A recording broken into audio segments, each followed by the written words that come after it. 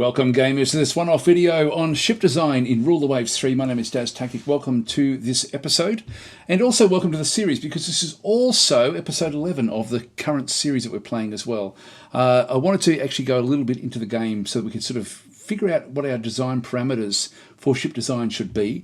So we'll look at that in just a minute, but I think we'll start off by looking at what you can do in the ship design area. So I'll just sort of define what you're going to be looking at as we sort of go through it and what the different areas are in the interface. Before I do that, I do want to thank Naval Warfare Simulations, who are the developers of the game, and also Matrix and Slytherin Games as well, who are the publishers of the game, just for the opportunity to be able to record this ahead of the launch and to be able to then present this to you guys. So thank you guys for, thanks for the devs and producers for giving me the opportunity to do this. So I do very much appreciate it.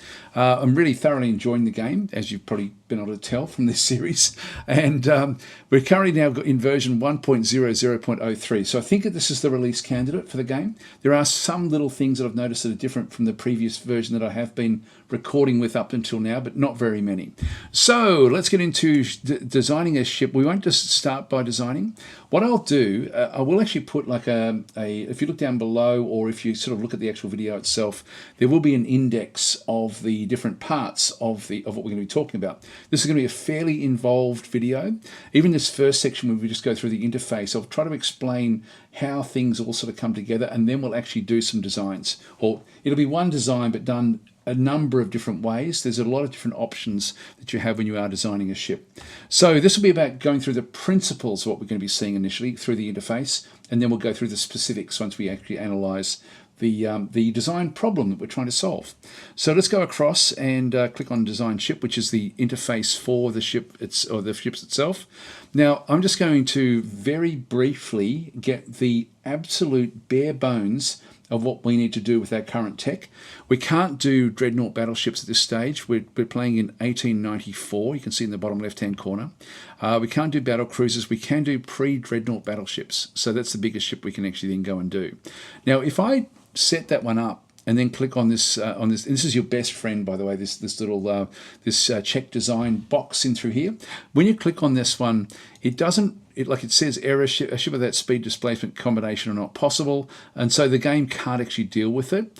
I actually wish that the game would still give you dialogue as to exactly what you have to fix, because when you're sort of fairly new to the game, it's very difficult, if you're starting from scratch, to figure out exactly what you're doing wrong. Eventually, it gets there, but it does take a bit of time. So let's just go through. I'll put the absolute basics in for a pre-dreadnought battleship.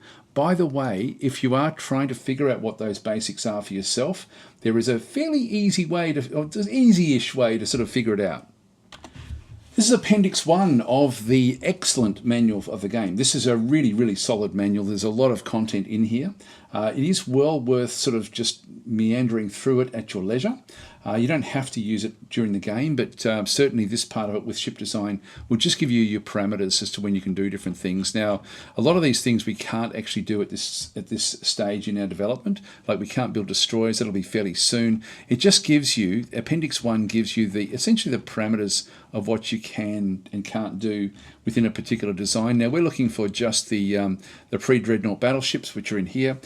So displacement must be at least 5,000 tons, and it must have a belt armour of at least 6 inches. Main gun calibre must be larger than 6 inches and speed less than 20 knots. It cannot have more than 2 main turrets. Now there is a few other things we have to do as well. It needs to have deck armour. So this isn't actually listed in here, but it does need a few other things to make it legal otherwise. But this is a good start. At least we've got a bit of an idea as to what we have to do. So let's just go back to the game and then we'll just deal with it. So we'll just go back in. So so I'll just leave the defaults. In fact, if I go and clear all values, it sort of gives me a bit of a starting point, but let's do that later. I'll do that when we start to actually design the ship, and I'll show you what that actually does do. So we needed to have, and I'll talk about this as we go through. So maybe I'll just add things as I go through each actual stage of the game. So we have like the ship type, the class name. So this, we'll just call this one, say, whoops, test at this stage.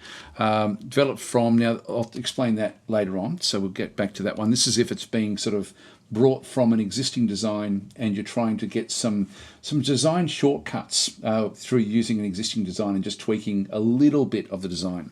But we'll talk about that a bit later on. I'll leave it at 10,000.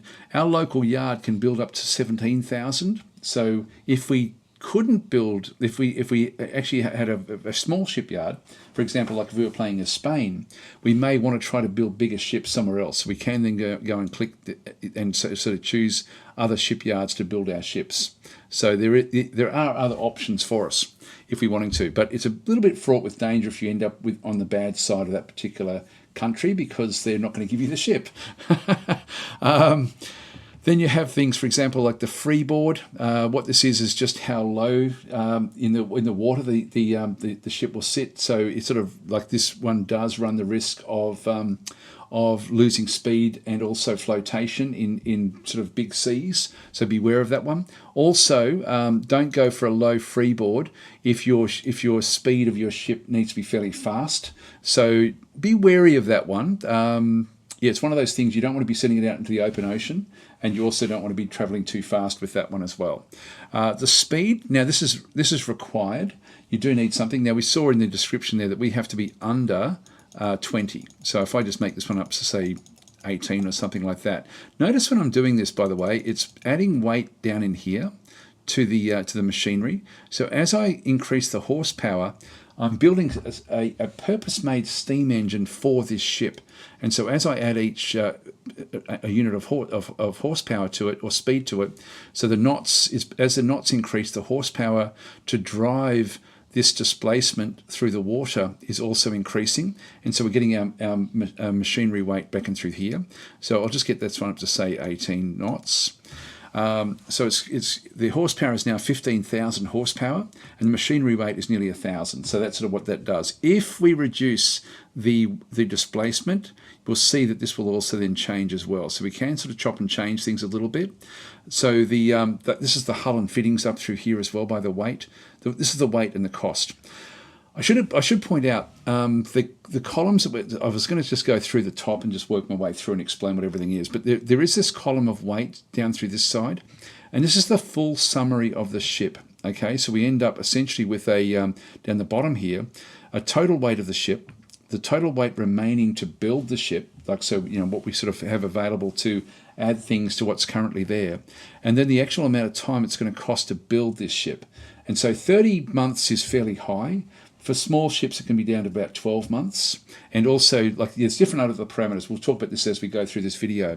On the other side is the cost. So this is how much it's going to cost you in money to actually then go and build the ship itself. While we're down here, there is also this little thing here, topside load and capacity. And what this is, you can see it's 0 of 90. Now what this is impacted by essentially the size of the ship and how much we can build pretty much above on the deck. And so the more we build high, the more unstable it may become, and that's the top side load and capacity. So we can go a little bit over our maximum, but you're going to be wanting to keep that under there just to keep it more stable.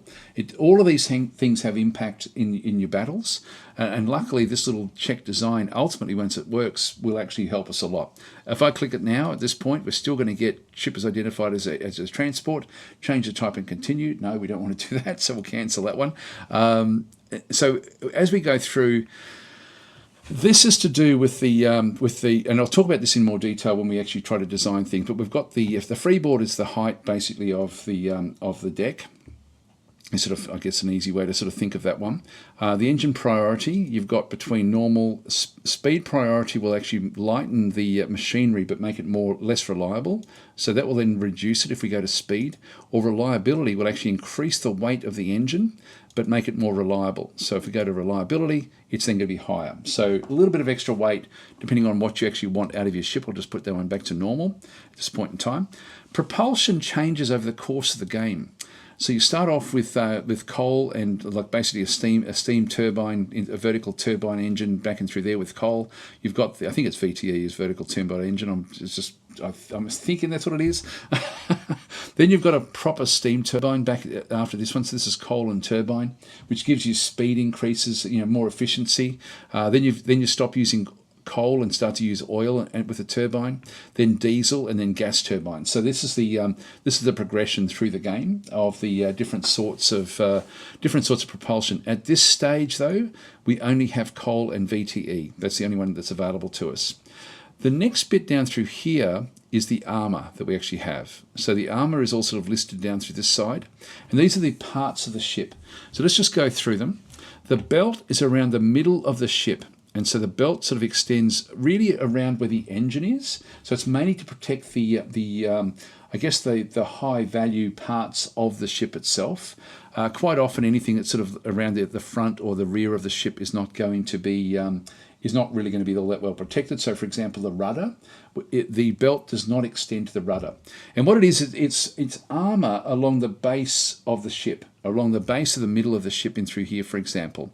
And so when you've got like the belt armour, we know that we need to have at least 6 inches. Let's just go and do that, or 7 inches, whatever we want to do. You'll see there that then adds in the this area in through here. We end up with more weight coming back into there. Now, later on, you can then go and get things, for example, like a magazine box, which sort of then changes the way that the belt armour then sort of works. You can also then have an inclined belt as well, where the belt is actually sort of coming in at an angle, which also then, I think, reduces the weight or increases the weight. I forget which way it goes. Anyway, we don't have the tech for that just yet, but you can make these little options and this all has bearing in battle. The belt coverage can either be normal or narrow. Now, narrow really means that it's low to the waterline and doesn't really go. It's not very big. It's really only protecting the important parts of that part of the ship, which is essentially the engine. The engine is way down in the very, very bottom of the hull because against the drive shafts that need to go to the screws or the propellers basically are going to be low in the ship. So the engine is low, and so the waterline is protected by the belt. By having a narrow belt, it means it doesn't extend very far, and shots can very easily hit other portions of your ship which won't be armoured. Quite often in these sorts of in these coal-driven vessels, the coal actually sits inside the hull above where the belt is, and so the coal sits above on the outside of the ship above where the engines are. Coal is not explosive, and so it sort of almost works a little bit like it's actually a bit of extra sort of armour in one sort of way, but it is probably a good idea to not have it narrow. So your narrow belt saves weight but protects less of the ship. Normal will then just extend a bit higher up, so it just protects it more against gunfire, and that's important. The belt extended is to extend armour around the ends of the ship, and so you may want to sort of you don't have to put heaps in there, but just some sort of armour in there. You can see there the armour weight, even if we'll put that up to 7, it's not dramatic in terms of the actual belt itself, so it really is just where the rudder is and those sorts of areas of the actual ship itself. So it's got a small area. I'll just go to 7 in this instance just for the fun of it. Actually, no, we'll make it lower. You don't have to have anything there, but in fact, what I will do is anything I don't have to change, I'll just leave it on 0 at this stage. So we don't have to have belt extended, but you are going to have certain hits can still come through. If you don't have any armour on different areas, fires can start much more easily. Damage can be done to those portions of the ship. You can still lose flotation. And I guess, the upper belt is sort of more around that area where the coal would sort of be sitting, so it's even higher again. So we've sort of the upper belt sort of is up through there. The deck itself, now we do need to have a deck amount on this particular ship, so I'll just put that one in there. You can see there that the deck actually has a fair bit of weight to it as well when you actually put it in there. I'll leave it at 1. I think we can get away with 1, I think. We'll see if that actually works. And so the deck actually only, wherever the belt extends to, the deck extends across the top. Essentially, that's that sort of sits on the horizontal plane, whereas the belt sits on the vertical plane. Sorry, no, the other way around. It's the horizontal, like no, I've got it around. It is the vertical. The vertical is where the belt is. The horizontal, or the flat area, is where the deck is. You do need some armour there. Deck extended goes around the front and back of the ship. So again, it's not critical areas in through there. The belt and the deck really do protect the critical areas under the deck of the actual ship itself. Then you've got the conning tower. This is the bridge of the ship, and so again, you don't have to have armour on there, but it's very important that be protected. The turrets also, I think that the turrets do need armour in these designs. I'll just go and throw some in there. I'll just go and throw 6 inches of armour on that one there through there. The turret top can also be hit and take the turrets out. If it does get hit, I'll leave that on 0, and the secondary guns on 0 as well. Now the armour scheme, so this is all the actual armour for essentially not just for the hull. The hull armour is the belt coverage, the belt extended, upper belt, the deck extended. That's the top bit of the actual armour that affects the hull. The other bits can be changed later on if you need them to. So the conning tower, the turrets, the turret top, and the secondary gun turrets. The secondary gun armour as well. And so these all have a bearing on the actual weight of the ship. Then we come down to the armour scheme. Now at the start of the game, we don't have a real lot that we can do. So I'm just going to go flat deck on top of belt. Essentially, that's going to be how the armour scheme works. So essentially, it's going to have the deck is going to extend across, and then the belt that will then extend from that one down to the waterline. And so that's sort of where we have the flat deck on belt. And again, these things all have bearing on weights and so on and so forth as I make these sorts of changes. Torpedo defense, we haven't actually got the TPS system developed yet. Torpedoes are big in this, right the way through the game, but we don't actually have a specific torpedo defense at this point in time. What that is it's sort of like almost like bulkheads that come in along the side of the ship, so they run along on the inside of the belt, so that if a torpedo hits it, that area can flood, but doesn't extend into the hull. At this point in time, we haven't figured that one out yet, so we don't actually have those. So it's like a baffle that runs along the line of the ship, essentially is what the torpedo defense actually is, but we don't actually have any of that. Accommodation, this is actually how cramped the accommodation will be on your ship. So depending on what you need your ship for, if it's going to be like a short range ship, for example, and this is what we've got in through this side at this point in time, then you may decide, yeah, I'm happy to go with cramped accommodation. If it's something that has to travel all over the place, like if it has to travel, all around the world into different oceans and different zones, then you may want to go for a long-range ship and have spacious accommodation, which all adds to the weight. So there's all these different sorts of components. I'll just put the range down to medium, and then the complement down to just normal at this stage. By the way, I didn't really talk about this, the actual range of the ship. And what this one does, this impacts the amount of coal, in this case, or fuel that you're taking with you. And so if I make it short range, you'll notice this weight here will change. See how it changed quite dramatically? There was 400 odd tons of weight that was actually used, difference between short and medium. Short range is important to understand what this does. Essentially, if you are only going to be using your ship in around your home territory and nowhere else, if it's just going to be around your home territory, then short will be fine to get that weight saving if you want. If you are going to have to look after overseas territories with these ships, then you're going to need to go something beyond short. So medium is usually fine for most things, but you may want to go, if it's a particular sort of light cruiser or something that you're designing to really spend a lot of time away from home, then you will need to sort of go to long or even extreme in that sort of instance. But short is fine for most ships if you're only around the home territory, except destroyers. I think this is actually still in the game, where with a destroyer, the destroyers are the tiniest of your sort of combat ships. And so short range for them means that they really are almost like a speedboat, and that they can't really go out for very far at all. So they need to pretty much by default be on medium if you're building a destroyer. So err on the side of always going medium for destroyers. Don't use short range destroyers. You can use short range for pretty much anything else if you're only around your home territory. Also be aware that if you have a ship that is on short range, you can still travel around the world just going from zone to zone, but you have to pull into all the different ports along the way and restock, essentially get the coal from the ports, and so that you can then sort of continue on your journey. And so if that's actually happening around the place, if there's a war that breaks out and you're involved in a war, At that point, your ship will be coming in to get coal. The port, whether it be neutral or a different country that's not you're not actually fighting against, doesn't matter what that is, your ship will be interned at that point, and you won't be able to then use it for the course of the war. So having short-range ships, you really only want to use these in your home territory. So there is some pros and cons there as well. So this is going to be a long episode, guys. There's a lot to cover, so be aware of that as well.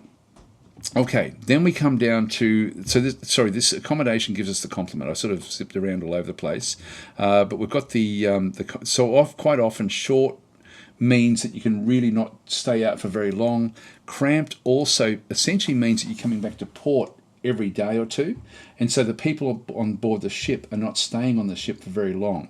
You can see there the accommodation space changes depending on what we sort of select in through here. So we've got 291 complement, we've got 195 accommodation spaces. We save a little bit. We save like 50 if we make it cramped accommodation, which essentially means they're going to be uncomfortable. And what that will then do is it will then impact your crew, and so you're going to end up with poorer crew quality if you have cramped and you're away from home. If you're close to home, it's not going to matter that much. But so you can make some savings there if you need to. But I'll just put it on normal for now. The Colonial Service. This does a couple of things. So ships equipped for Colonial Service contribute more towards the ship requirements on foreign stations.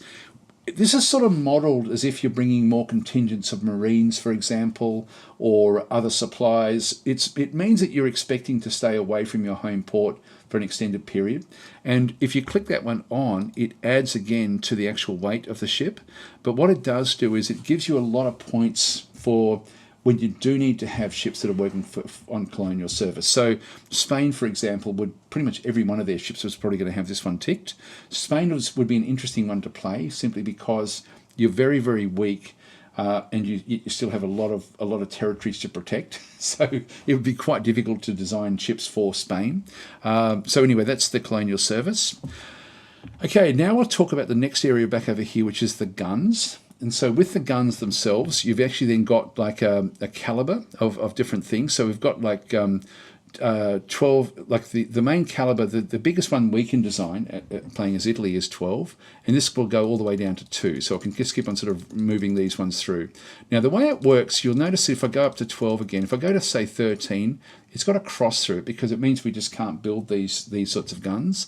Now I know in the game that we're playing with the quality, we do actually have 13 guns on some of our starting ships, and often the game will do that. It'll just give you a little bit beyond the caliber that you have.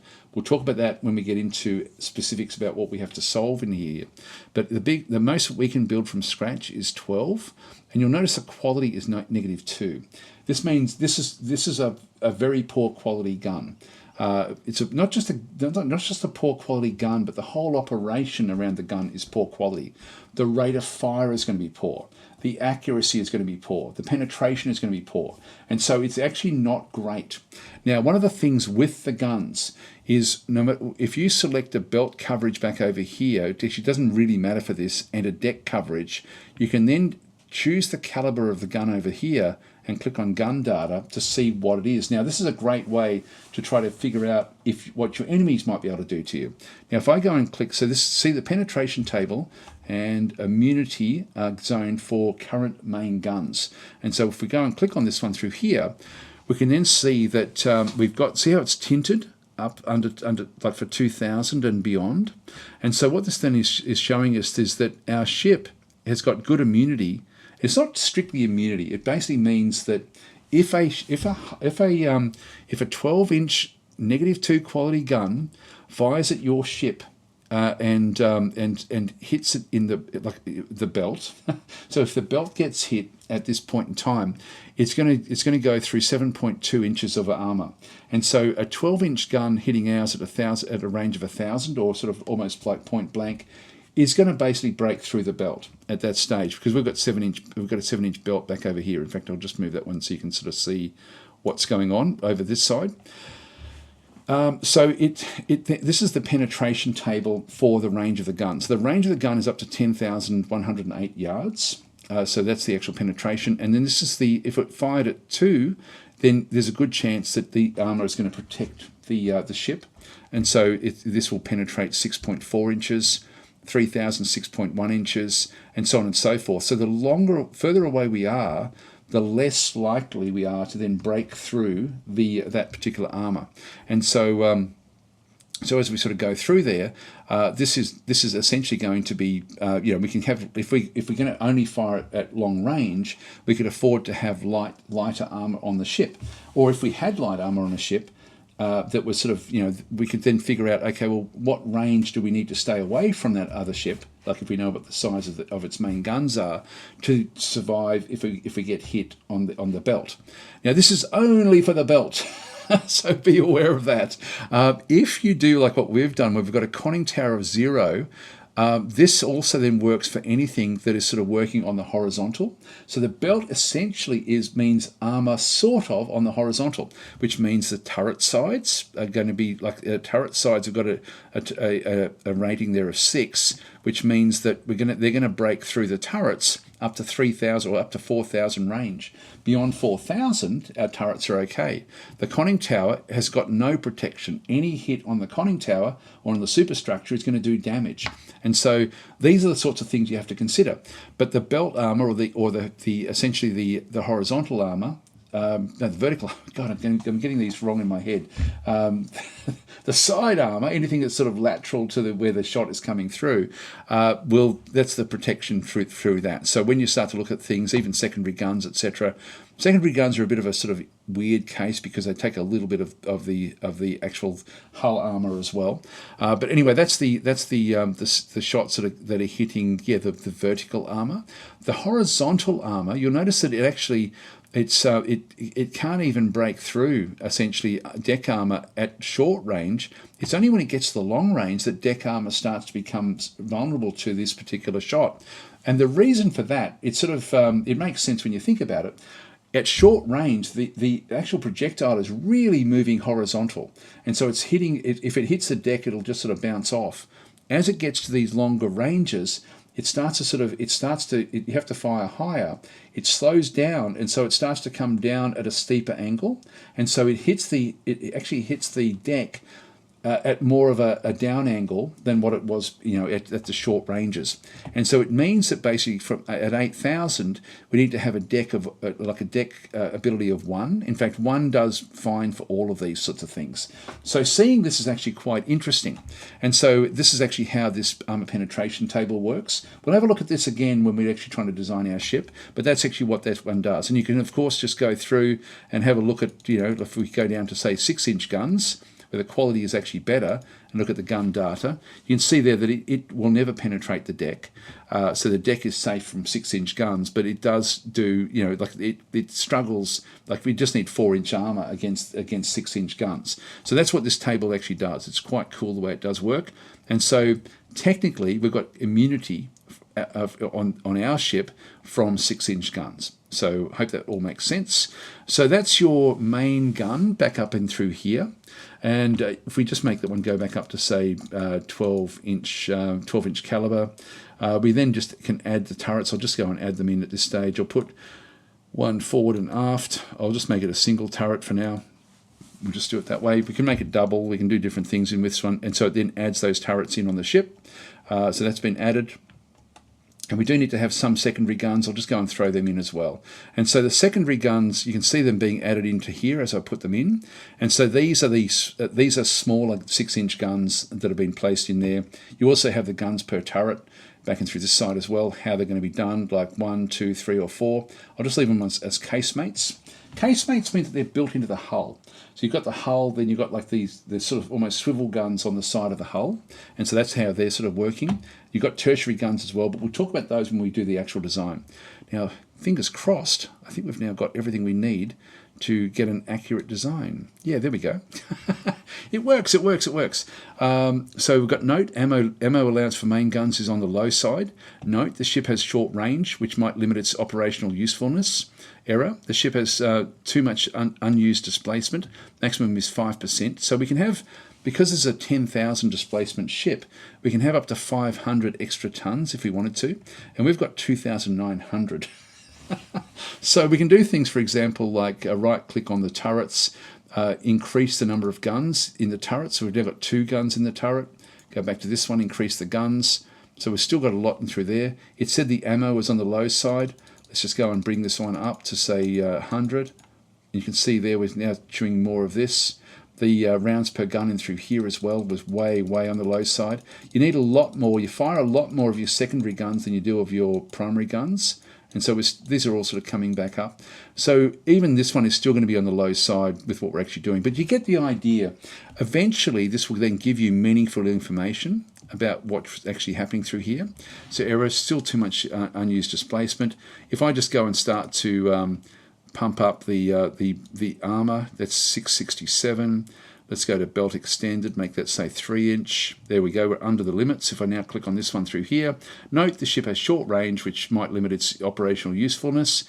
If we even change that to say just medium, we're still in the black, so we're still actually okay.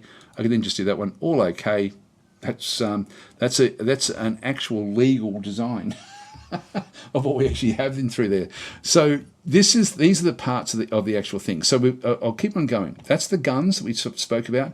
These are our main guns in through this area through here. It then goes through, for example, like fire control. Now, at this stage, we only have local fire control. By the way, fire control means how you manage the firing of the guns. I think it also essentially sort of means the range finding of the guns as well. So it's sort of like an aspect about the accuracy and pretty much the accuracy rate of fire. Things like that are impacted by fire control. And you want to have, on bigger ships, you want to have at least 2 positions in case one of them gets knocked out. So local only, two positions. It means it's inaccurate basically with what these are doing. The turret design, by the way, will just change the look of it. So if I go to pre-dreadnought, it changes to away from Victorian. This is purely cosmetic. It doesn't really have any bearing on the game itself. Other things that we might sort of have a bit of look at through here is we've got medium and light anti-aircraft guns. Now, at the moment, we don't have any of those. By the way, see how our topside load is only 8 of 90?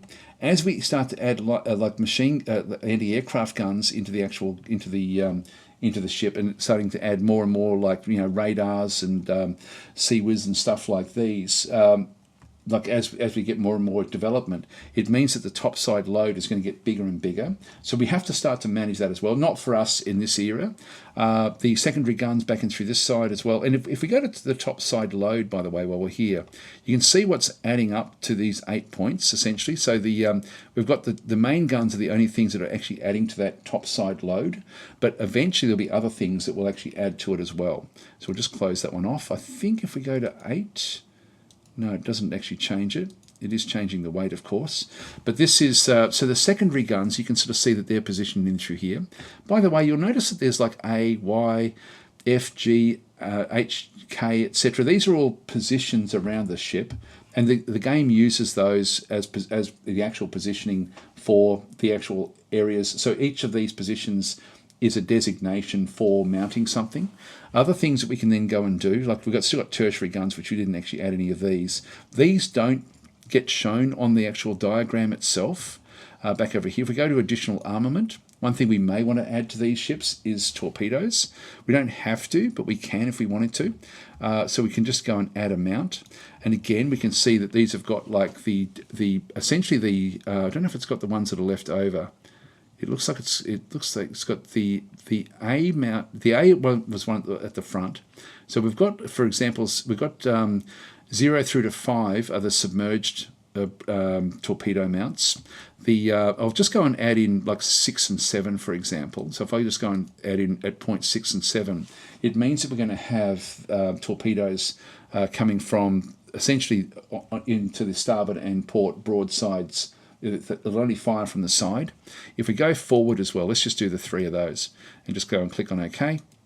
And so we've now got 3 of those so that have been added into the actual ship itself. Our weight has gone slightly over what we wanted to then go and do. While we're in here as well, but I'll just quickly go through a few other little things. You've got mines, for example, down through here when mine warfare starts to really take over. Anti-submarine weapons, which we don't actually have yet in our game. So you've got all of those in through there. Radar and electronics. flight installations like seaplane and helicopter hangars, flight decks. This is more for your aircraft carriers. Catapults for your aircraft carrier, missile launchers for the later part of the game. There's a lot of stuff you can add in with this additional armaments. So that's where we are. So guns is your main guns and secondary guns. Additional armaments are your torpedoes and the extra bits and pieces. Graphics is something I think I'll show at the end, the very last thing we do, because we'll build a number of different ways of actually sort of getting what we want to do in our game.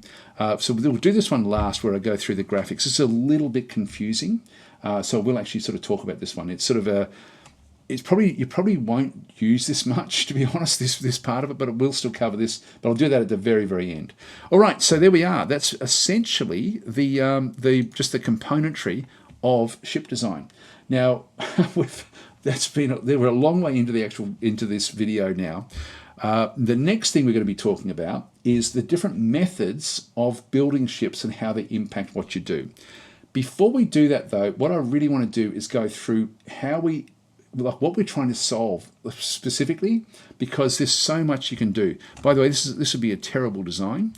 Just even though it's even this one here, actually weight remaining, this is going to be acceptable. If I go and click on the plus, it just says a note. The ship is slightly overweight. When you see the word note, it means that there is a problem that you may want to look at, but it's not illegal. It's actually still legal for me to build this ship, but I can change things, I could tweak things to make that one sort of work. Anyway, let's go now and have a close look at what we're trying to solve exactly, so we can sort of define what that is, what we want our battleships actually probably where our battleships actually currently are, and where we want them to be, for the next 20 odd years. So first of all, we're playing as Italy, and every country is going to have their completely different parameters of what they're trying to achieve. For us, we have very specific advantages and disadvantages. I mean, if we just look at the scenario that we're playing in, we're playing really where we're trying to dominate the Mediterranean. That's our goal. So geographically, we're looking at the Mediterranean. We have extended out a little bit out into West Africa. So we've got like the area of West Africa. We do actually have Morocco, for example, now under our control, and we also have a little holding over through here in Southeast Asia, but we're not going to use battleships to control that. We'll use light cruisers to actually do those things, or corvettes. So at this stage, we don't need to worry about the battleships, and we're only going to be focusing on battleships in this particular episode. So it's only the Mediterranean. Now, the Mediterranean is not as rough as the oceans that the other locations, so we don't have to really worry too much about extreme weather and big waves. We're just going to be sort of talking. It's more, it's still going to have weather, so we have to be a bit careful, but that's a consideration. We're going to be operating from our home ports all the time. We're not going to be going anywhere else. Now, we have to think: is there any likelihood that we would want our battleships to move away from our homeland? And I really don't think there is. So that's actually a geographic parameter there as well. So these are all little things we have to think through. The other thing is, we went up against Austria-Hungary, and we did very, very well in the war, but we actually, our ships didn't perform all that well in the war. So we actually meant we had to sort of work with the ships that we had to try to make the most of it, but our ships weren't effective. So let's have a look and see what actually happened in the war very, very quickly, and then what we need to try to solve. So when we come back in, if you go to the Almanac, this is your best friend in this game, I've got to say, when you're trying to evaluate other countries and what's going on. If we click on the Almanac and through here, we have Italy back over here, which is us, of course, and we have Austria-Hungary back over this side. So if we go across to any of the countries, we then get a summary as to what they do. And if we go to Austria-Hungary, we know that their torpedoes are always going to be good. So we're going to have to do something about torpedoes at some point. So long range is important for us because of this advantage that they're going to have over time. And really, we'll just do this purely focusing on Austria-Hungary. We can see that they can build up ships to the size of 9,000, which is a bit over half the capacity that we can. So we can build much bigger ships, and that's an advantage to us in this part of the game. And so that's actually fairly cool where they actually are. Their technical development is that they're behind at this stage, so we do actually have advantages in this early part of the game, but they don't have a lot of the other, like we have other problems ourselves, like we've got poor education, corruption, inconsistent policies, things like this are going to impact us over the long term. So we need to we need to act fairly quickly. The naval budget is only 40,000, ours is 80,000, so we've got double the budget of them at this point in time. That will change as threats chop and change in the actual game itself. So you can see through there, Austria-Hungary also does have access to oil for when oil is required. We don't need that yet. So we're still definitely in the coal era, and so coal is fine. Anyway, that's sort of where we are with the summaries. If we go and have a look at Italy, for example, and go to the ships, this is one quick way to have a look to sort of just compare what's actually happened. You can see that we've got 5 battleships at the moment. They're all in the Mediterranean. We've got 3 armoured cruisers. One of them is rebuilding and one of them is being built at the moment. So we've got 3 of those being built, all of the Marco Polo class. We've got 6 light cruisers from a range of different classes in through there as well, and 3 corvettes as well. So that's the ships that we actually have. The tonnage you can see there, we've got very, very big ships for the way that we're sort of operating. And we're going to focus on the Italia design. We've got 4 ships of the Italia model that we want to change because they're not good. If we go across and look at the data, for example, for the Italia, just as an example, so we can have a look and we can sort of see a bit of a summary of what it's actually got. It's got 4 13-inch guns. Great, 4 to 13-inch sounds like it's fantastic. It actually isn't, and we'll see that in just a minute. 2 6-inch guns and 4 5-inch guns. So 2 6-inch guns, that's a really low number. And so superficially you may sort of be thinking, wow, 4 13-inch guns, we can blast away at long range, do all sorts of damage, so we don't need to worry about small 6-inch guns or the 5-inch guns, which are almost the same size as a 6-inch. So they're like the secondary and tertiary guns. Who cares? You may sort of be thinking. We have 4 torpedo tubes, which can only really be used at short range anyway. And then we have the summary of our belt. We've got 14-inch belt armour, which is amazing. So this is really, really thick. Nothing can break through that 14 inches. We've got 2-inch deck armour. Again, we saw that before when we were looking at the guns. Really solid deck armour. We've got 12-inch armour around the turrets themselves. So again, remember that the vertical armour. This is actually this is the vertical side of the armour. No gun can break through 12 inches of armour at this stage of the game. The secondary turrets have got 2 inches, which is fine. It all sounds fantastic, doesn't it? And 9-inch armour around the conning tower. So the conning tower itself is also very, very well armoured for this era. So you're sort of thinking, wow, actually this sounds pretty cool. Let's have a look at the ship history and see how the Italia actually performed in battle, because we've actually now played out a war with Austria-Hungary. And so it was laid down in 1897 as the Italia. It was this was the namesake of the class. And so the captain takes over. Then in February of 1891, when the war is going, so took part in the Battle of the Adriatic against the Austrian Navy. Now this was a big battle that we actually did, like I think in episode 2, I think it was, that we got to play this one out. And so it was in action. It took medium damage. And now there's light damage, medium damage, and heavy damage, and then sinking. So medium damage is pretty scary. That's a lot of damage being done to the ship. And the gunfire that it attracted, the Wien, or the Wien, I'm not sure how you pronounce that in Austrian. So the battleship, the Wien, and the battleship Radetzky, both of them did medium damage to us during that battle. Then we have a look at the other battles. There was no damage taken. It didn't actually do anything. So there was nothing actually really happening through there. Now, if we go through and just have a quick look at the other ships of the Italia class, look at the data and look at the ship history, we can sort of see there that light damage from the Radetzky again, an armoured cruiser, light damage from the Wien again. So the Wien has really sort of been prevalent in what we're sort of seeing, these 2 battleships, Radetzky and Wien, in through this side. So that was the Napoli, the Regina Alina. Go to the data, go to ship history. So it took part of the Battle of Curzullo, which was a different one again. No, not in action, no damage. Took part in through here, light damage again from the battleship the Kaiser and the battleship the Herzog Franz Ferdinand. So they're the two more battleships has done light damage to our ship. Back in through there, we'll just do cancelling. and then the last one through here, the Vittorio Emanuele, data, ship history. And so we can see there, took part in the Battle of Ducerel. So this one hasn't done too much. And we sort of mothballed some of these after the war. So these are sort of just sitting around now, not really sort of doing much. So they'd have to be brought back up to speed.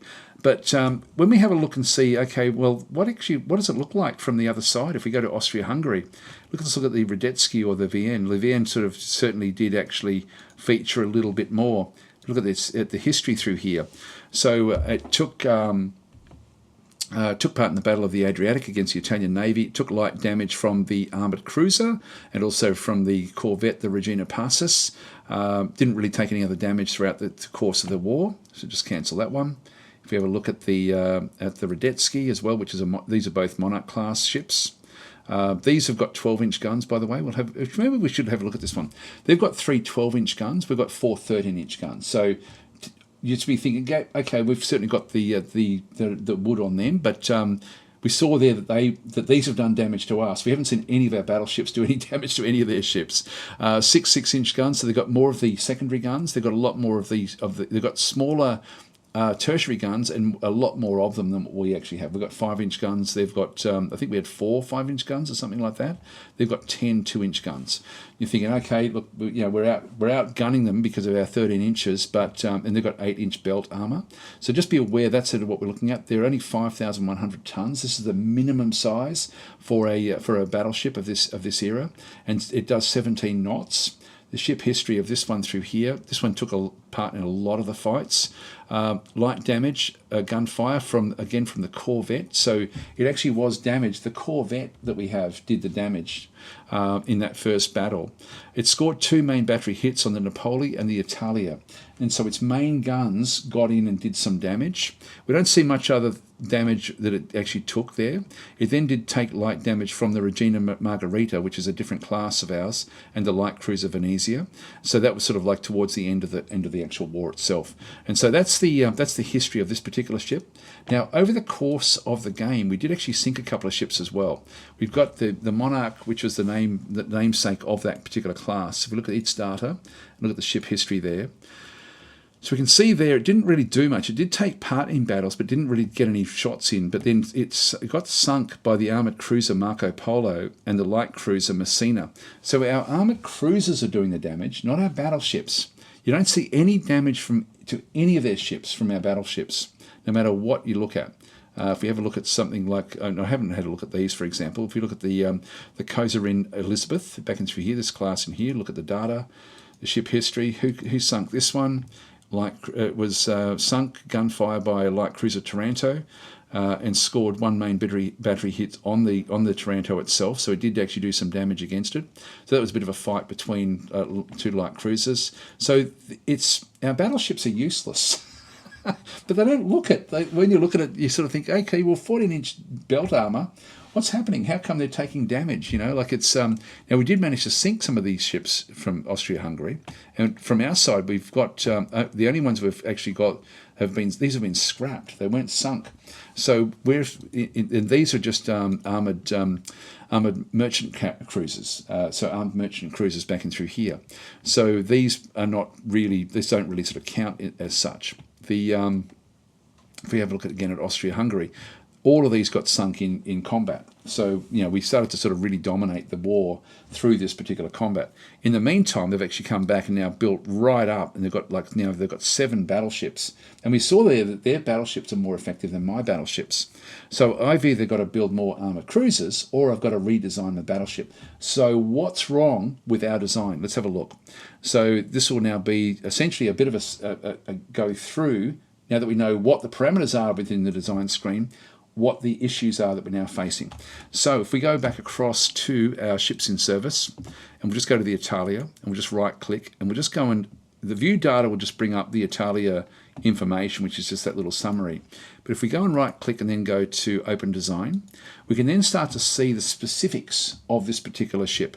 And so we've got, this is a pre-dreadnought battleship, its class name is Italia, developed from, now if we make changes, we can actually make changes a little bit to what we're doing in here. I'll do this later on because we're just going to do an evaluation. I can make some tweaks to this, and You can see there, if we build this one, it's 30 months to sort of build this one up. I can make a little bit of changes, which will allow me to get some savings when we design the ship, but I'll talk about that later on. So the displacement, 10,600. The freeboard is low. Now, that just means that we can't travel at high speed, but that's potentially an issue depending on the weather that we're fighting in. So we can only really fight in calm seas. We can't fight in anything else. It's not a big issue, that one, for us, though. The speed is 16 knots. We're outclassed speed-wise. We can be chased down by enemy ships. And so that is an issue. We do have an issue with our speed. So we're not competitive. We can't dictate the range of the combat because the enemy can actually get closer to us. It's only a few knots, difference, but it does make a difference. It only operates at short range. That's okay. We're in the Mediterranean. That's not something we have to change. The engine priority is normal. That's okay. Again, with speed or reliability, that's fine. I mean, I probably would go to reliability. The propulsion, we don't have a choice with, really. The belt armor, 14 inches. Wow. That's incredible. We don't need it. It's complete overkill. And so we've got 14 inches of belt, and it's only narrow coverage, which means it's sort of like a thin but very thick belt along the waterline of the ship, and then nothing else really protected around it. So that's why we're getting the damage coming in, because we've got very, very good belt armor, but it's it's in a very small part of the ship with what it actually does do. So the damage can come in above it because of this narrow belt coverage. We don't have anything on the belt extended, so if any shots come in around the rudder or around the front of the ship, straight through. There's no armor there at all. It's just straight through the hull. So again, we take damage that way, so depending on where the shots come in. So zero belt extended. The upper belt doesn't really matter that much, but we've got 0 there as well. The deck is done well, which has got like 2 inches of deck armor, so it's got good protection on the deck. Again, we haven't seen guns that can actually need to go through 1 inch of deck armor, so even that's a little bit thick, if anything. The deck extended has got 0, so any hits that come in through here are just going to go straight through and cause damage again in that portion of the ship or at the back of the ship. The conning tower has got 9, which is good, so that's actually a good rating for the conning tower. The turrets, again, if it's at short range, the 12-inch is again complete overkill with what we actually have. This is all adding weight to the ship, and so 12 is too much. So that's actually going to be, we've sort of everything is being put into the armor on this ship, so that's a problem. A problem in a way that it's just over specified. And then the turret top is 0. If it gets hit on the top of the turret is taken out, so that's a problem as well. Secondary guns too is fine. So there's a lot of problems with the way that the armor is distributed around the ship. So that's an issue that we're going to have to solve. Other things we can have a bit of a look at through here: cramped accommodation. That's okay because we're doing it from home ports. If they're sort of going to stay on the ship for an extended period, they're going to start to lose morale. It's going to affect the rate of fire, etc., etc. So anyway, that's the overall look of this one through here. Now the guns themselves, we've got 13 caliber at quality -3. So this is the worst possible quality gun you can possibly get. And so this is a major, major issue. This is why there was not a single shot that went in with these particular guns. They're actually shorter range than they should be. They are completely inaccurate, and their rate of fire is, I forget, it was something like 10 minutes or something to actually, before you could, between firing the guns. And that's just way, way, way too long. So the rate of fire was just crazily bad. If we have a look, you can see there we've got 85 rounds per gun. We might as well have had 10 because we just weren't firing them. We did fire them occasionally, but they were so inaccurate. It was so of course the way that the guns used to do their range finding was they'd try to straddle the enemy and then fire a second time. They get their range finding through the splashes and things like this, and then fire properly. And so they need rate of fire is very important, and we don't have it with this particular gun because of the -3, and we also just don't have the penetration, or the accuracy. So all three of those things, which are all very, very important, just don't exist for that particular gun. Fire control, we don't have any fire control positions, even though it's local only. There's 0 positions. So again, that means that we can't coordinate our firing properly. It's just really, really haphazard. So that's a big issue. It's got cross-deck fire, which is, if we turn on the turret arcs, they fire broadsides only. We can't chase ships down. We can't run away from ships and keep on firing with these guns. So these big guns are only broadside. We're talking age of sail, sort of thinking with this. So that's an issue as well, just the way that they go. The torpedo and missile arcs are also only broadside, which we'll have a look when we look at additional armament. So we've got 4 torpedoes on, port broadside, starboard broadside, port broadside, and starboard broadside back and through there. I don't think we ever fired any torpedoes with these either, because we just can't afford to bring them in too close to any other ship. I don't think we did. I think we may have tried once, but they had to slow right down to be able to fire these, and then they've got to be really, really close to be sort of effective. So this is only really used to finish ships off. So the torpedoes, we don't really need torpedoes on these big ships, so we can save a bit of weight that way as well if we wanted to. Just go back to the guns. Just turn off the torpedo missile arcs and the other turret arcs, but you can see there the cross-deck firing just gives us broadsides. That's all it actually gets to do, which is not enough. The other ships that we could be building could have, we could be chasing and running and still being able to fire with the big guns. We can't do that with our battleships. So that's a massive issue. The other things that we actually have is the secondary guns. We've only got 2 of them. 6-inch guns fire at a good rate. So these are actually very good guns, but we've only got 2 of them on the ship. And so these are positioned H and I, so in around the middle here, I think, somewhere. Actually, H and I don't know if that's maybe them at the front and back. It's only one. Yeah, actually, port midships wing. No, it is wings. It's not the front. I'm not sure what that's showing in through there. So that's one issue with that one through that side. And then we've got the 4 5-inch guns back and through this side as well, mounted into casemates into the actual side of the ship. So they're sort of underneath. We don't get to see them on the ship itself. But this is a dog of a design. So this is actually what the game randomly generates for us at the start. Sometimes you can get really good designs. Sometimes you're going to get designs like this, which are like, they look good with the 4 13-inch guns, but when you actually use them, they're not very good at all. So we need to redesign this ship, and really, it's a redesign from scratch is what we're going to be doing. But there's essentially 4 different ways we can actually approach the design of the ships. So we'll start at the start, I guess. We'll start with the most basic one in terms of the least amount of time it would then take to fix this thing. So I'll start, essentially, episode 10, I'll go through in much more detail, but I'll start to sort of rush through this a little bit. So the first thing we're going to look at is retrofitting or rebuilding existing ships. This is only for existing ships. So let's just say that we're thinking, look, these aren't working. What can we do to change it? And so if we go across the Italia, for example, we'll just right click and we go back down. You can see there, open design for rebuild. And so this is purely for just rebuilding existing ships.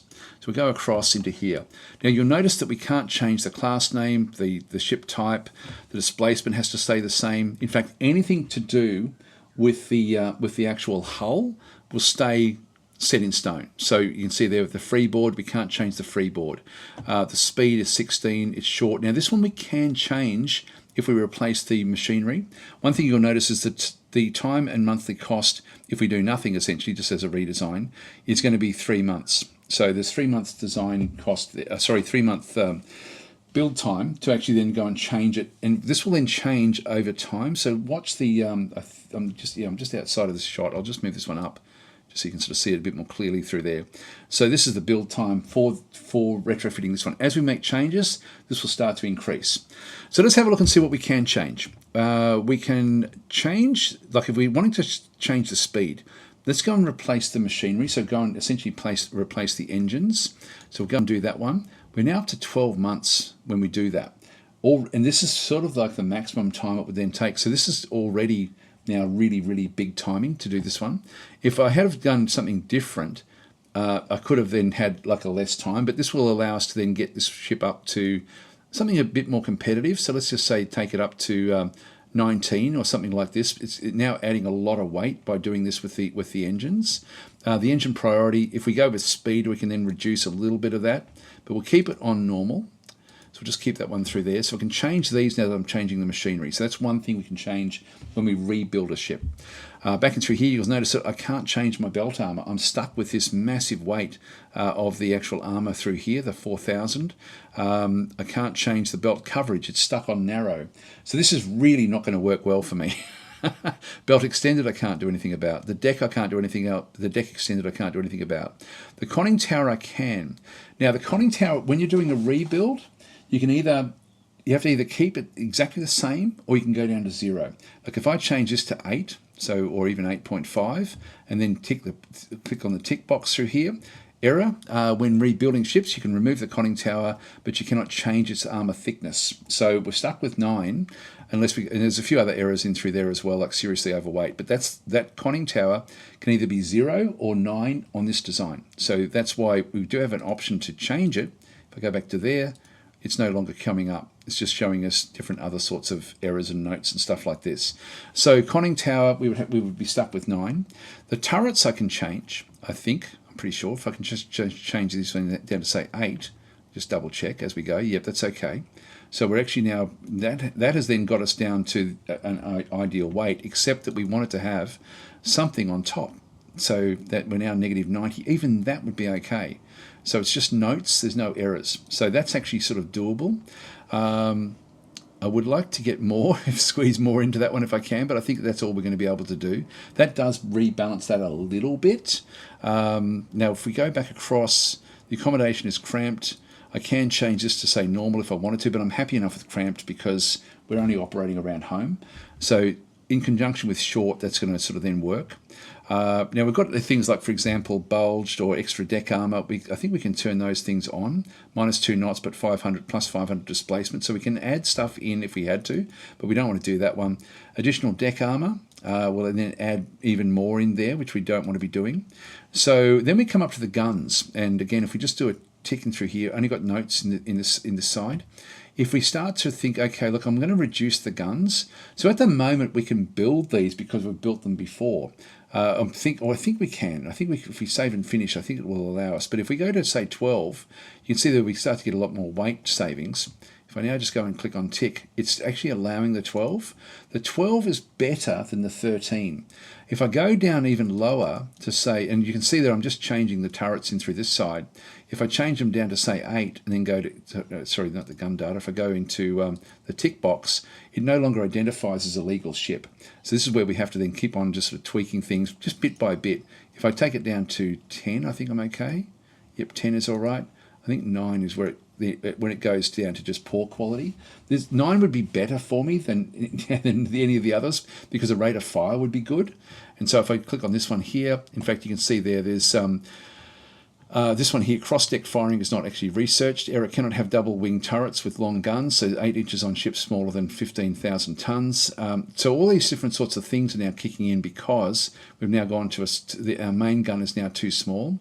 At 10, we still can do it. So we're still actually, because we're just replacing the guns itself. I can't change where the turrets are located on the ship either. So if I go to add a new turret somewhere, if I go to say, give me a forward turret and click on OK, it pops it up there. But the building nation Italy has not invented wing turrets for main battery guns of greater than 7 inches. And so we're now going to get other errors. And if we have a look at this one through here, we're still just going to get more and more errors in through this side. It's just not legal. So we can't really go and add other things. If I go to let's go to the starboard wing and just delete that turret.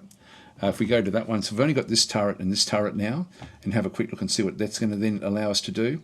And so rebuild error turret A is we can't build new turrets. We can only build existing turrets.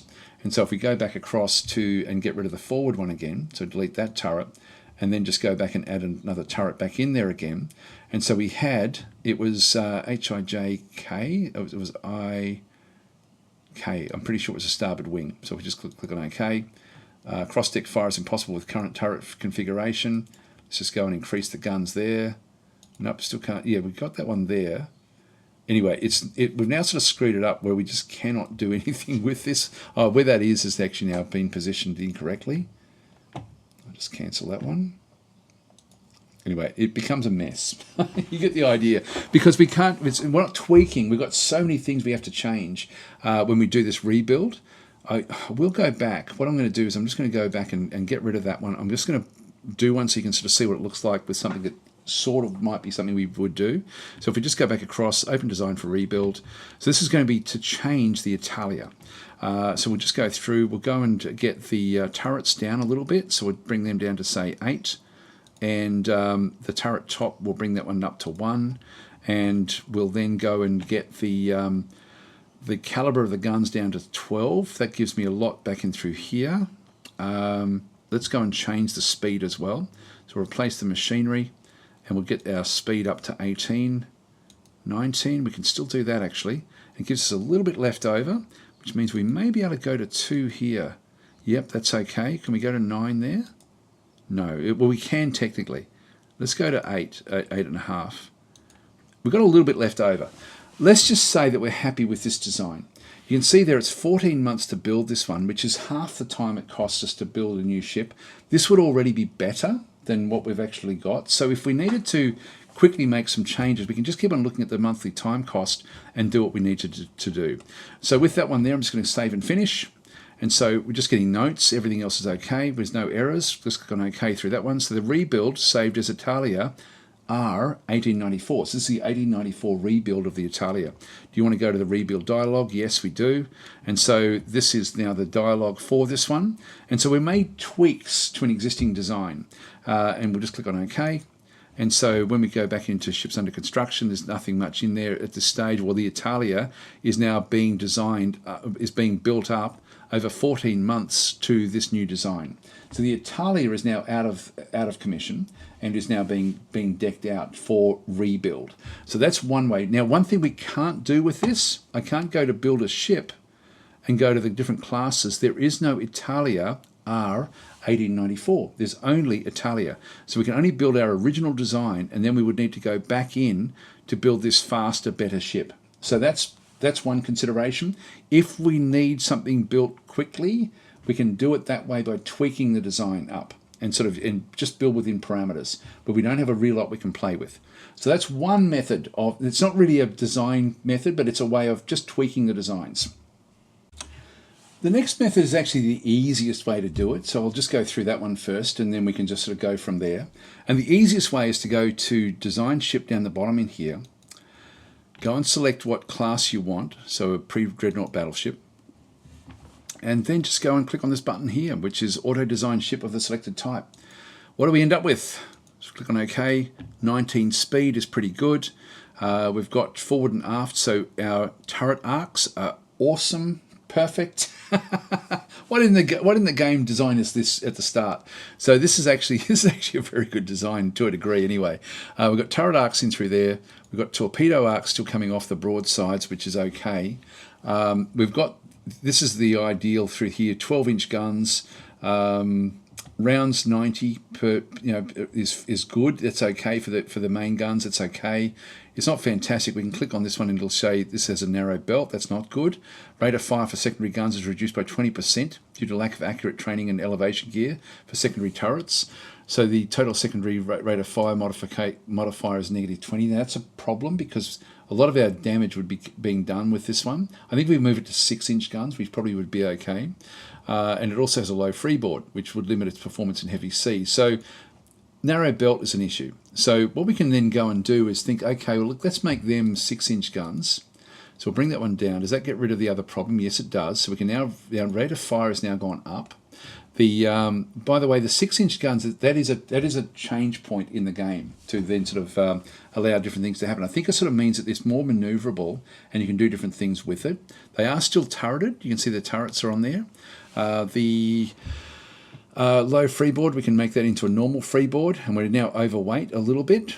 So we can start to tweak this design, essentially. We can get it to rebuild, or what you can do is just keep on clicking on this button and letting it keep on designing ships for you, just randomly designing the ships until you get one that you sort of think you're going to like. But I like the feel of this one already. It actually feels pretty good. 176 rounds on that gun is good, 220 on the tertiary. I would like to move these up to 3-inch because the quality is better for me at 3-inch. We're now 166 over. We've got 6-inch belt armour. That's really not enough, to be honest. So let's go to sort of where we want to be. 8 inches in through there. Say 2 inches on the belt extended. The deck of say 2 would be enough. So we'll just reduce the weight there. The deck extended, I'll make that say 1. Just so we've got some protection all the way around. The conning tower, we'll make that say 9. So a little bit above the belt. The turrets will make 9 as well.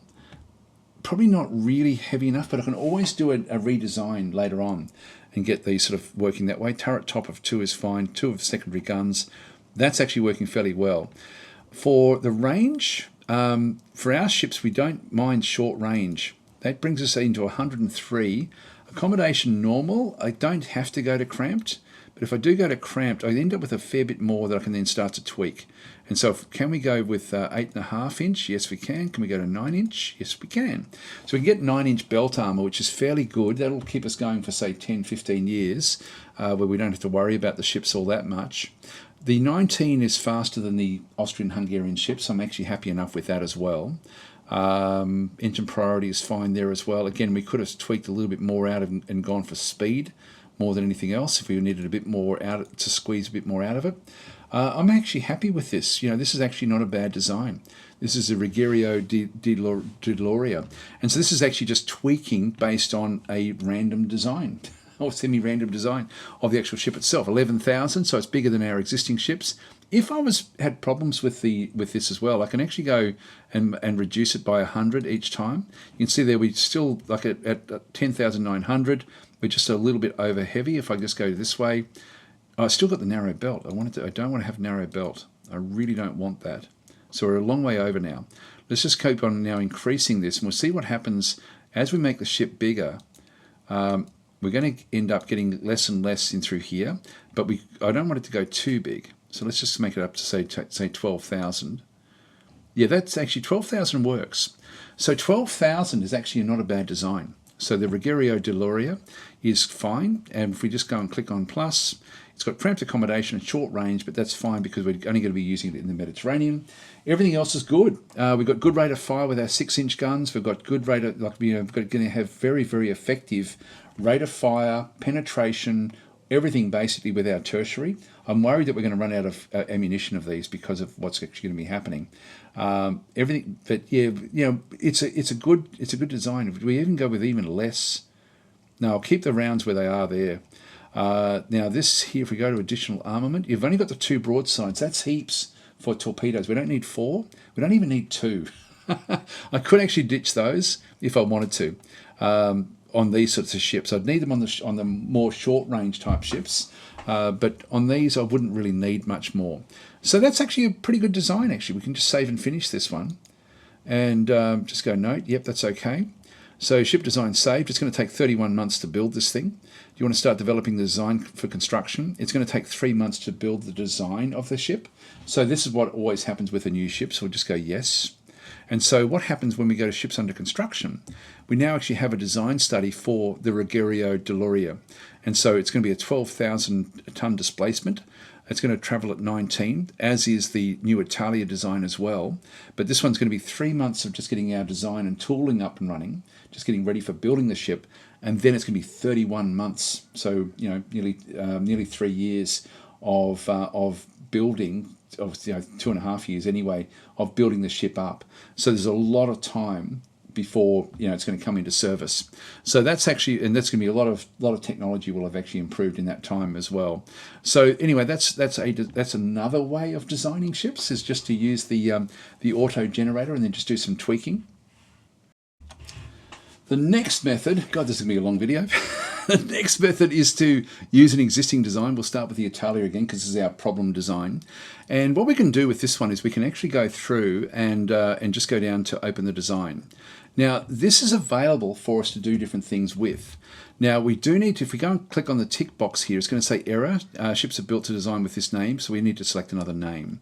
So we need to basically do something different here. And because we've gone to the we're not tweaking a design, we're actually building again. So the building nation Italy has not developed guns of 13 calibers. So they're 2 issues that we actually have. Let's just go and cancel those for now. What we'll go and do is we'll go to the We will change the name. I'll just get another suggestion. The Cow Giulio. I haven't butchered the Italian language too much with that one. One thing we'll notice when we do this though, and so if I go and tick on this one here, I'll just make them 12 inch. Let's just go and talk. In fact, you saw there that changed. If I go to 13, see it's got a 10% change, and then it went to a hyphen. This means that I can no longer get any lessons learned because I'm changing the caliber, but we have to change the caliber anyway. So that's a problem. So already it's not really worth doing this. But if we wanted to try to just tweak certain things with a design, and we can't do this one because we don't actually have the 13 inch, we don't have the tech for that, even though we've got -3 quality 13 inch guns on our existing design. That's not something we can actually put in here. So it's sort of like the devs sort of equate that to that you maybe had some outside help to build those ships, or there was some other way, but you don't at this point in time have the capacity to do that in-house. So we can't actually do that one. We don't have the tech essentially to do the quality of gun that we would want as a 13 inch gun. So anyway, 10% of this is developed from the development change. We saw there before we had 3 months of development, which also has a cost associated with it. So we actually have that as well. And so we have, if we make small changes to this, we can do it, but the small changes will then impact this design cost to the point where once we get to about 50% of the design cost, it then after that says, hey, look, you might as well start again, game over. So what we could do through here, for example, if I go to normal freeboard, it's too much for it. So we need to keep that one low. If I go to the belt armor and start to reduce this one down to say 13, it's still within the limits. We can just go down to say 12. 12 is too much. If I go to 12.5, I can do one tweak of belt armor and get a little bit out that way. I can change the speed by 1 as well. Actually, you can see there I'm still now at 30%.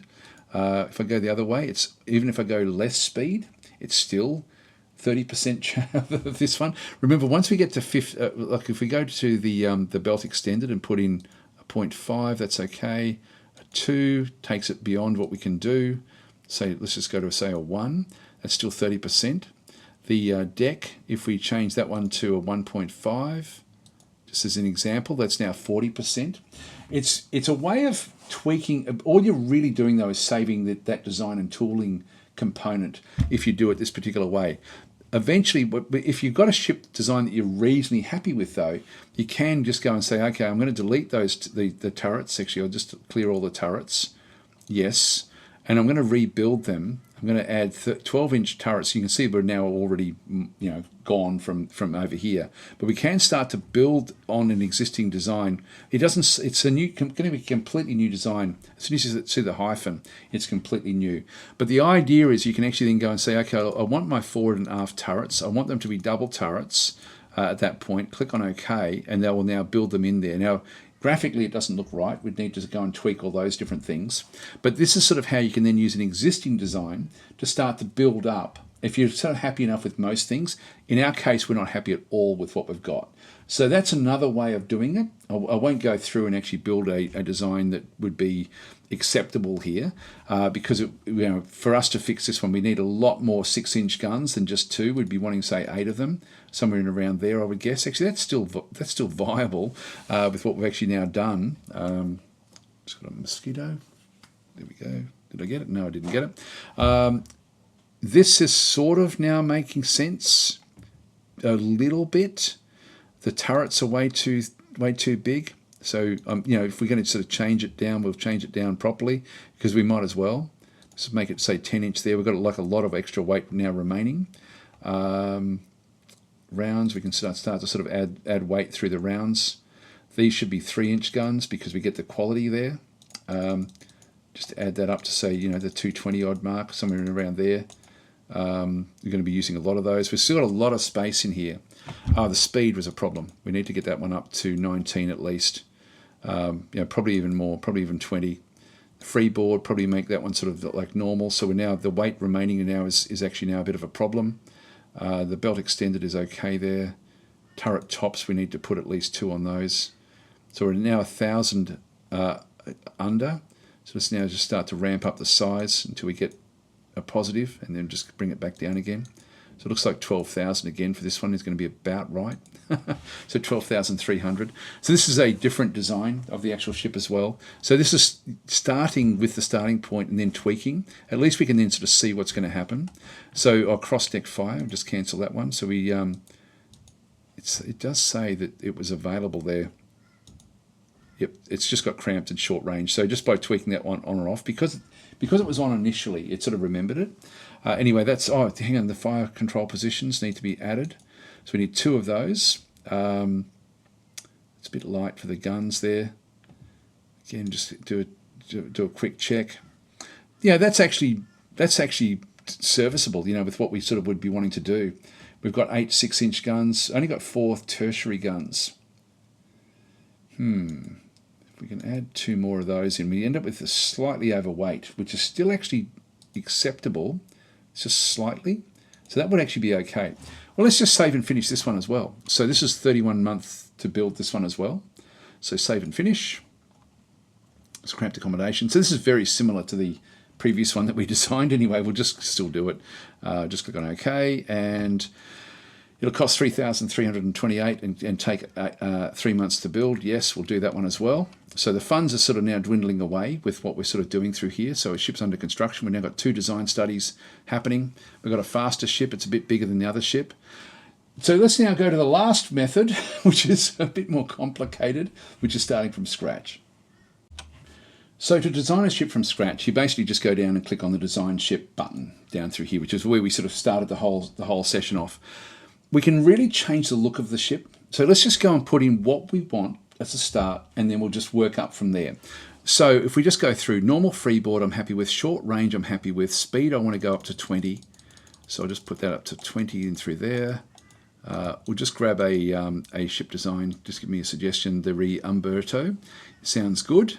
We're not developing this from anything, so we can just do anything we like. We've got up to 17,000 height that we can actually then go and put on this thing. So the horsepower, short range, the engine priority, let's go for reliability, just so we're not going to end up with any engine issues while we're sort of while we're moving. I don't mind if this one becomes very, very heavy. The belt, I'm going to make this one say 9 inches. Belt coverage is going to be normal. The belt extended, I'll make 2 inches. I'm just wish listing what I want. The upper belt I won't worry about. 2-inch deck armor. I'm thinking ahead, maybe sort of 15 years. As you know, I still want it to be viable in this sort of era. The extended belt, let's make it 1 inch for that one. The conning tower, we'll make that also a little bit more than the actual belt armor, so just 1 more. The turrets will also make a little bit more. We'll make them 10 as well, because we know we can always change the turrets. We can't change the conning tower. We can't change the belt. Later on, if we're doing a redesign, we can sort of change. We can take the turrets off and put new turrets on. Turret top, we'll make this one 2, or 1.5 or 2. Secondary guns, we'll put them as 2 as well. That will be fine for what we actually have. Okay, torpedo defense, nothing. Accommodation, I will actually keep it normal. Now we can't have sloped deck armor. We can only go flat deck on top really for these at this point in time. So we can go that way. Otherwise, we won't be able to do it. 12-inch guns is sort of okay. You know, what I could do actually here is do something a bit tricky, I think, and bring it down to 9-inch guns. I'll try it and see how we go. So let's go and add turrets. Now we're going to add the forward and aft, and we're going to make them doubles. So they're double turrets. Just going to click on OK. So they've now been placed. We need to have secondary guns. We saw there that the 6-inch gun was pretty good, but I'll put the 6-inch in. We may change that up to even 8 inches and then go with something else down here, but I don't mind having a 6-inch because of the rate of fire. We'll get 8 of those, and we need to really make the rounds, you know, need to be up around 200 for this. For this one here, they need to be up around 100 really, and this one here, you know, even higher again, say 250. So we need a lot of ammo on this particular ship. The caliber I'm going to bring down to 3 because the quality goes up, so we can make them smaller. And so we'll make these with say 6 or even 8, somewhere in there. Let's just go that way. That's all okay. Victorian era turrets is fine. The additional armament, I'm not going to worry about torpedoes in this one, so I won't put them on. The everything else now is sort of where we want this to be. it just looks like crap over here, but it's still functional. It'll still work. It still technically has a conning tower. We're just not seeing it in this particular design. But I'll show you now. This is probably the least important part of the whole thing. So we're going to have, is this going to work? Oh, okay. This is a problem when it keeps on coming back this way. It's because of the 9-inch guns. I'll just go cancel. Let's make it say 10-inch and see what it does. I've got it as a dreadnought. Just go to pre-dreadnought. Yeah, so 9. I can't go back to 9, so that's an issue. So we'll just cancel that one. So we make it go to 12 because these are all -2 back on through here. If I go and do this one, we're seriously overweight, but that's the only problem we actually have with this. If I make these 8-inch guns, what will that do? Yep, actually even that will work. So I'll do that there. They're in Casemates. 3-inch guns, 8-inch guns is going to be good. 12-inch guns. It's going to be a very, very... It's not going to have the same rate of fire as a 6-inch gun, but it'll have a lot more punching power with what it wants to then go and do. So that actually will work in fairly well. 2 fire control positions, of course. We need redundancy, so we do need to sort of add that one in. And in 2 of those, everything else is looking pretty good except for the weight. So let's now push up our weights. So until we sort of get them to work, it's going to be a fairly big ship with what we're sort of seeing through here. There we go. Actually, at 14,500, we've got 183. It's a good idea to leave a little bit left over. So I'll probably just make it go 1440. It just means that as we develop new things, we can just keep on adding it to the ship. So we don't have to change this one too much. Now, graphics, you can see this has really gone to crap. So what's happening? How do we change this? How can we actually tweak this? So now this is, as I say, now going to be the least important part of the whole video. So by all means, disappear now if like even doing this from scratch. I'll just double check that this is actually all okay. This short range is the only thing we actually have on there. I'm happy enough with that. If I make it medium, what will that do? How much bigger do we have to make it viable? We can do that. We can do that. We can make it so that it's actually a 15,100 ship. That's if we do it this way, we can actually then technically move it out. But you can see through here, this is all now really, really gone a bit sort of crazy. So graphics, I'll just double check ticket. All okay for the re-Umberto. Back and through this side.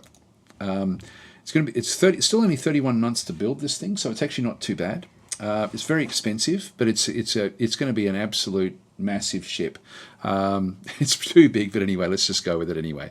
So different things we can do through here in graphics. Yeah, what I'll do is I'll go and there's ways you can change this in here. I'm just trying to see where we can do that. We can change the hull, but I'm trying to see where that actually is. If I just go to graphics. Can I change the graphics in here? I forget how to do the hull. I'm going to pause. Oh, there we go. The hull. To change the shape of the actually, before we even do that, let's just go back through what all the graphics actually do. So the graphics, and even the ones that are brought in, are a combination of superstructure shapes that can be added in, and also the funnels, which can be added in as well, and then actual visuals that are added in through this side as well. So you can have, like, if you can have actually, specific types of turrets and things like this that would then come back through. I'll just keep it on generic in this instance. And then over through here, this is advanced graphics for modding, so we're not going to worry about that one through there. But we can add all sorts of things into here to try to make the ship look the way that we want it to look. Now, first of all, we can see that these things are all hanging off the ship itself, so let's just bring them back in a little bit more where we would want them. Now, this is the resize gun position, so I can bring them backwards. And so we're just resizing them so that they actually work in the gun, in the ship itself. So and I'm mainly actually looking at this side, at these areas in the side through here. And so that's then sort of got these 8-inch guns looking reasonable where they actually are. Let's go back out to the guns themselves, because we've at least now positioned them sort of where they are, but I'm not happy with the positioning of these turrets. So I'll just go through where they might look. The aft turret, if I go and select that and right click on it, I can then go to position the turret. And so I can go and do that one, and you'll see there's a little red dot that appears, and I can just move this one back to say here. And that then just moves it back in the ship. And we might do the same with this one as well. Go to forward, position turret, and just move it back. So that then moves back into there. From the actual shape of the hull itself, if we go back to graphics, so that's now been positioned. If I'm also not happy with the way that these look, I can go to like the F port. You can sort of see that that got highlighted, the starboard over this side. If we want to move them back, I can just go to like the port wing, for example. Now these sort of work together. I can right click on that one, set position, and then just go and position that one further back if we want that one. So that will then mirror itself across the other side. And let's do the same over here as well. So this is, again, that's the port wing down the bottom there. This is the right one. Right click, set position, and then just move it back. And so at rest, that's what this is going to look like. So we can start to tweak the look of the ship itself. Now, I know some of you will enjoy this, some of you won't. But if you are, like, you get attached to your ship. So if you want the ship to sort of look a particular way, then you can do it this way. So that's how we can then position these guns. We can also, if we decide that we want to have these things pointing out at rest, we can give it an angle. So if we go back to the port wing, which is the F in through this side, let's have that one facing out slightly. So if we go across to the port wing and just go and set the rest angle. Now the rest angle is 0 at the moment. If I go and click on OK, it didn't change, and that's important. Let's just go to the rest angle. And so what it does is as we go around, it then goes around 360 degrees. Now I can just put a number in there. Let's just say we want to make it say 300. Actually there's 300 there, or even 320, that'll do. Just go and click on OK. It now points out slightly. So it looks cool. That'll do. I'm happy with those guns, the way that they're positioned. Now let's go back to the actual graphics part and start to build up the look of the ship itself. So we've got a few different things in through here. We've got the superstructure, we've got the funnels, and then we've got sort of like the added visuals. Let's start with the superstructure. Now it works in different layers. And so as we build up a layer, that then gets built onto the ship. And so the layers build on top of each other. They can either be a solid, which is by default. You can click this tick box, which makes it into a line. So you can actually draw lines on the ship if you're wanting that as well. So solid, this is a solid fill color, and you can then go and change the color through here. So if we go and select layer 1, let's go and position like an area at the top of the ship in through here where the turret sort of sits. And so if I just go back across, now I can only do one shape in each layer. So I can do the whole deck, sort of, or I can do parts of the deck. Actually, before we do that one, let's go across to our hull. And so if we just go across into this side and go as, and as I cycle through the hull points, at -1, it means that it's nothing selected. If I go and click on the first one, see how it's gone to the top? I can make the ship a bit sharper by moving that one up, for example. So if I do that one, that's now made it sharper at the front. If I go to the next one across, I can then just make it go out slightly. Just a little bit, just by clicking. And so you can see there, it tells you down the bottom here, left click to position, right click when finished. Let's go to the next one down. I'll leave that one where that is. Let's just go down and we'll make the back of the ship a little bit more squat. So I'll move that one out slightly. And number 9, a bit further out this way. And it looks weird until I right click. When I right click, it then mirrors what I've done. So we've now got a different looking shape of the actual hull itself. Again, has no bearing on the battles or anything. It's just purely cosmetic, all of this stuff. If we now go and select superstructure number 1, and you can see we've got snap angles of 45. We can D to delete the last if we do it wrong. We can press Control to get like a grid to show up if we need to. And I find this quite handy, quite helpful. If we go and select from in here and just start to paint in areas around the ship. Let's just go on the inside of the hull slightly, back in through this side.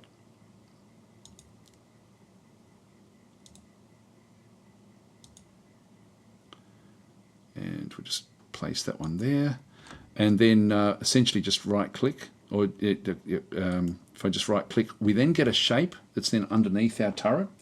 It's the wrong color, so we now go across and, so the turret itself is now sitting on that one. It's the same color as a turret. Let's go across into here. This is a bit janky, I've got to say. Like, it's not easy to sort of control what you're doing, but let's make it so that it looks almost like a bit of a wood sort of color. So I can go and select colors from here if I wanted to. If I go and click on OK, it will then change that color. That's a green, of course. Let's just go to define custom colors and just go into, say, for example, the reds. We'll make it very, very light, somewhere in around there. Actually, the more I go down to here, the more grey it will look. So I'll just make it slightly off grey. Again, this is not really all that important. You can add to custom colours if you think you're going to need it somewhere else. So just click on OK. That doesn't look too bad, as sort of like as an extended deck, for example. So let's just leave that one where that is. This is purely cosmetic. So the next one across, number 2, we can then just start to go through, and again we can just start to sort of then build shapes. And again, if I press S, I can then sort of snap to actual angles, so that it makes it a bit easier to then do the 45s. S again.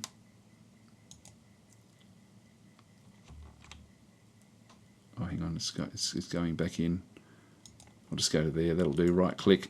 And it would then just sort of create like another sort of shape. So if that's going to be the bottom layer for level 2, if I don't like a layer, if I go and click on it again, after a second, it will then say, do you want to get rid of that layer? Or it should do. It's not doing it now. If I go to 3, then if I go back to 2, yeah, there we go. Clear current layer, yes or no. I'll just go no. So you can just keep on sort of tweaking the what's actually happening through here as well. So you can go and sort of just keep on building bits and pieces of your. We've already hit the maximum points with this one, so I'll just let that one go. So you can sort of see that you can start to sort of build up your infrastructure. Let's go to 2, and we'll clear this layer. Is it going to let me do it? No, it's not going to let me do it. I'll go to 3 and then go back to 2. Come on, game. Come on, game. It's not letting me do it. Actually, I'll do it with 3. I'll just go and place 3. 3 will then sit over the top. So let's just go and place a... I'll just press S, and that's going to create like a big section down through the middle of the ship. 4, we can then just go back over the top. So we'll just go across and start to build some extra, like a conning tower type arrangement. If I just do half of it and then let it go, it'll then sort of mirror it.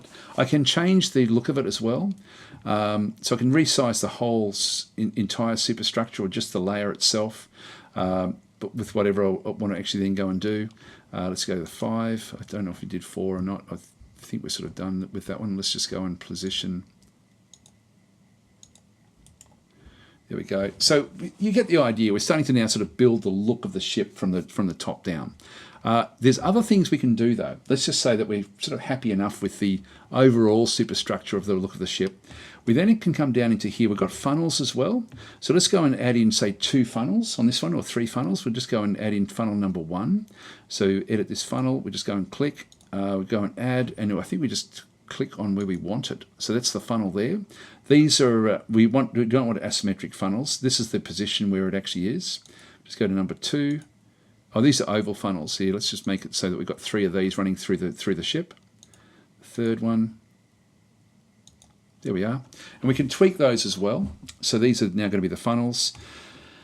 Other visuals, let's put some boats on the side of it or other little things. We can then just go back and add visuals back in through here.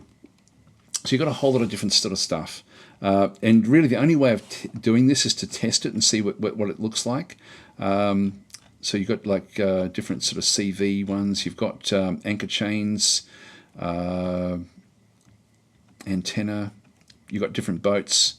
Like if we put in, say, for example, a boat in through this side and just go and open it and just go and position, you can see it's positioned there. But if I go and click, it'll then position the boat over that side.